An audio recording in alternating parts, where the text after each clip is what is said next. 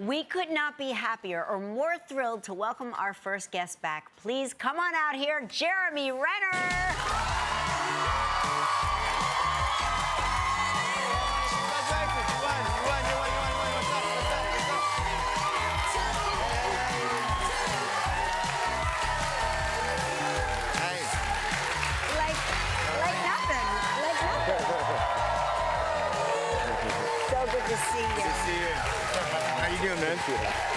Man. Congratulations being here. Thank you. Welcome back to the show. First time on the show, and we got this new handsome face, huh? Exactly. How about that? It's good to see you, man. Yeah, what's happening? Jeremy, you know, we are always happy to see you here, always. But we are exceptionally happy to see you anywhere. Because What'd I do? Well, we really thought, you know, you had a terrible, horrible accident that scared the crap out of all of us. I know, it's pretty bad, wasn't it? Probably you the most, I'm assuming. Yeah, well, I didn't die, so that's great, right? Yeah, that is that's a good way of looking at things. Do you remember anything that happened? Yeah, sadly, all of it. Oh, yeah. gosh. Yeah, no. but you know, it was one of those things where if I did knock out or anything else, then I just wouldn't be here. It was, Right. it was one of those It's a kind of freak blessed. It was a blessed accident. moment to had a really great sort of relationship with my body, I suppose, you know, and awareness to how it operates, and it needed all that to kind of get through the breathing aspects for 45 minutes on the ice, and it was pretty trying, but I'll tell you what, man, when you're tested to your limits, there's such a gift, so many gifts that come from it, and I'll be writing actually a book about it, because there's a lot of things that people I know that they can relate to it, but it took being tested to your limits to understand what they are. Right. But I don't think you have to be tested to your limits to really apply it to your life. To appreciate. Yeah. There's a lot of wonderful pieces of gold in life and cheat codes that I've gotten because of the accident. Getting through the accident is being tested to your limits, but that was just the beginning. Yeah, that's just the beginning. That was probably I don't want to say it's the easy part, but it's it was just part of the process. Because they told you, what did they tell you? How you would come back, or what was how normal your life I don't know would if be? I'm a very good listener. I mean, they said a lot of things. You know. Thank God for that. I was pretty stubborn. I was kind of just doing my own thing in the recovery of it all. I think they were telling more things to my family.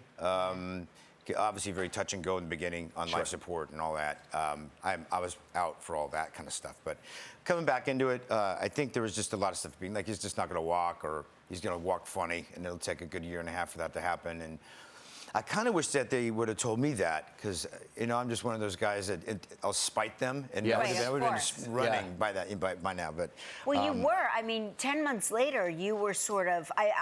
Because I follow you on Instagram, so this is how I followed your journey. Yeah. But we have a video of you and Running up a hill.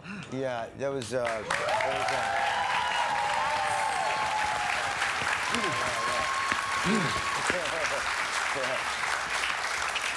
mean, that's amazing. That was the first attempt at running. It was the first try, right? To see if all the. Well, you're you have to doing realize more everything than was broken, trying, like all the hips and the knees and half of it's metal, and you got to see if it all works again. To relearn to walk is a very mental process than it is a physical process, and to kind of do it in running is very different than walking, as we all know, right? It's much more agility and strength required. And I know I got lucky somehow, some way, and tried it out, and it worked out. And it's painful. Don't get me wrong.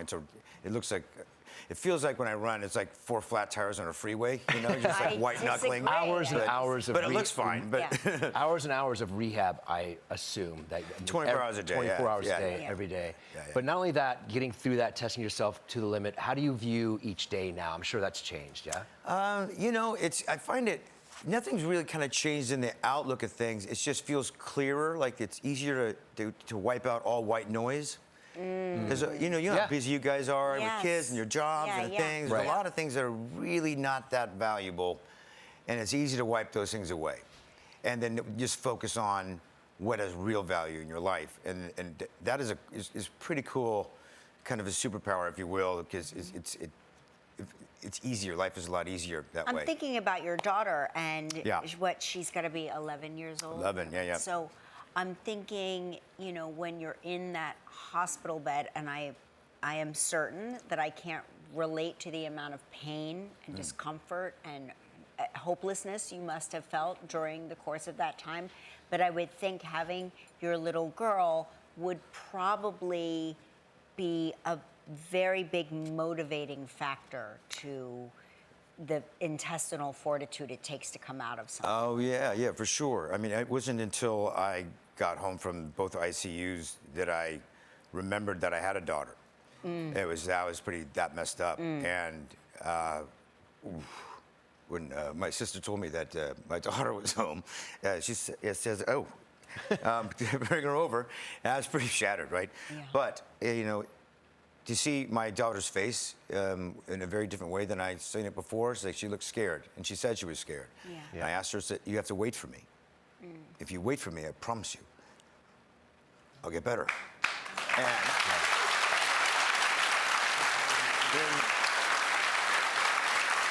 when you have the blessing of a life force like that, something outside yourself, it made it easy for me to get better. I wasn't getting better for me. I was getting better for my daughter, so she wasn't scared, to prove to her. And also, I was stubborn in the sense, like, I'm not going to lose this bet. Sure. I'm going to get better. And for my mom, right, to heal her, the better I got, it would heal my poor mom, who had to, change my diaper again, essentially, for so long. Like, she had to do all this stuff. She feels it all the same way, but worse, because as a mom does, a mom is like, not him, let this happen to me. Right. It's probably worse for my mom and for my poor nephew who had to watch me die on the ice. Right. So the better I got, the more I could heal them, and that's all I focused on. Is how do I heal my family? Right? 'Cause it's a collection. It happened to everyone. We're going to